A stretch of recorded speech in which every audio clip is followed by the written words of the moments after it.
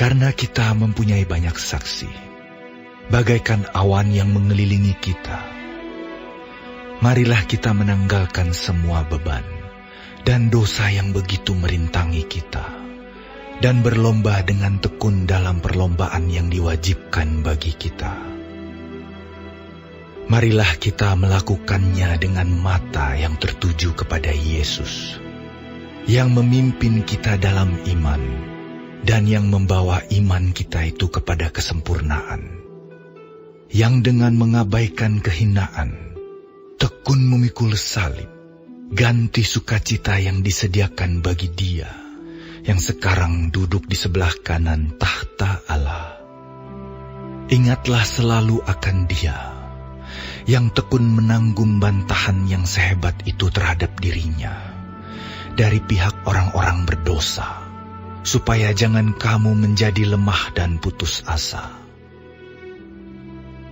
Dalam pergumulan kamu melawan dosa, kamu belum sampai mencucurkan darah. Dan sudah lupakah kamu akan nasihat yang berbicara kepada kamu seperti kepada anak-anak? Hai anakku, janganlah anggap enteng didikan Tuhan, dan janganlah putus asa apabila engkau diperingatkannya. Karena Tuhan menghajar orang yang dikasihinya, dan Ia menyesah orang yang diakuinya sebagai anak. Jika kamu harus menanggung ganjaran, Allah memperlakukan kamu seperti anak. Di manakah terdapat anak yang tidak dihajar oleh ayahnya? Tetapi jikalau kamu bebas dari ganjaran yang harus diderita setiap orang, maka kamu bukanlah anak, tetapi anak-anak gampang. Selanjutnya, dari ayah kita yang sebenarnya kita beroleh ganjaran, dan mereka kita hormati. Kalau demikian, bukankah kita harus lebih taat kepada Bapa segala roh, supaya kita boleh hidup? Sebab mereka mendidik kita dalam waktu yang pendek, sesuai dengan apa yang mereka anggap baik.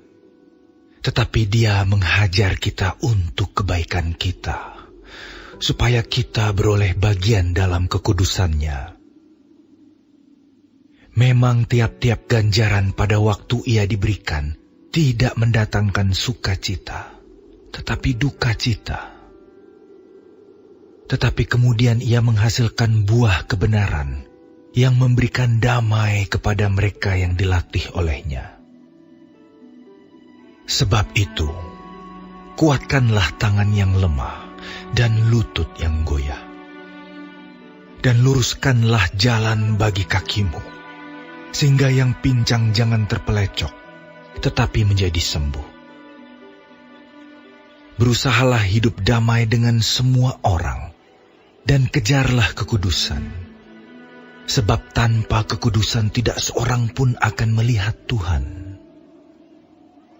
Jagalah supaya jangan ada seorang pun menjauhkan diri dari kasih karunia Allah, agar jangan tumbuh akar yang pahit, yang menimbulkan kerusuhan, dan yang mencemarkan banyak orang. Janganlah ada orang yang menjadi cabul, atau yang mempunyai nafsu yang rendah seperti Esau, yang menjual hak kesulungannya untuk sepiring makanan. Sebab kamu tahu bahwa kemudian ketika ia hendak menerima berkat itu, ia ditolak, sebab ia tidak beroleh kesempatan untuk memperbaiki kesalahannya, sekalipun ia mencarinya dengan mencucurkan air mata.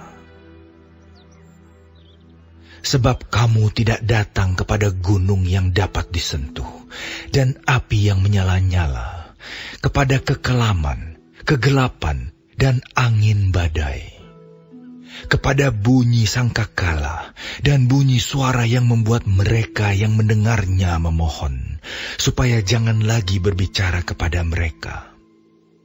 Sebab mereka tidak tahan mendengar perintah ini. Bahkan jika binatang pun yang menyentuh gunung, ia harus dilempari dengan batu.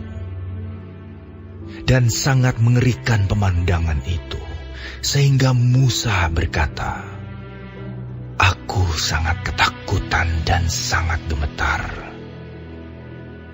Tetapi kamu sudah datang ke Bukit Sion, ke kota Allah yang hidup, Yerusalem sorgawi, dan kepada beribu-ribu malaikat, suatu kumpulan yang meriah, dan kepada jemaat anak-anak sulung yang namanya terdaftar di sorga, dan kepada Allah yang menghakimi semua orang, dan kepada roh-roh orang-orang benar yang telah menjadi sempurna, dan kepada Yesus, pengantara perjanjian baru, dan kepada darah pemercikan, yang berbicara lebih kuat daripada darah Habel. Jagalah supaya kamu jangan menolak Dia yang berfirman, sebab jikalau mereka yang menolak Dia yang menyampaikan firman Allah di bumi tidak luput, apalagi kita, jika kita berpaling dari Dia yang berbicara dari sorga.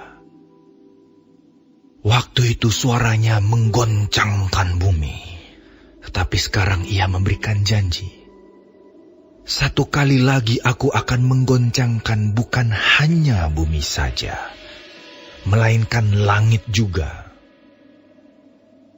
Ungkapan "satu kali lagi" menunjukkan kepada perubahan pada apa yang dapat digoncangkan, karena Ia dijadikan supaya tinggal tetap apa yang tidak tergoncangkan. Jadi, karena kita menerima kerajaan yang tidak tergoncangkan, marilah kita mengucap syukur dan beribadah kepada Allah menurut cara yang berkenan kepadanya, dengan hormat dan takut. Sebab Allah kita adalah api yang menghanguskan,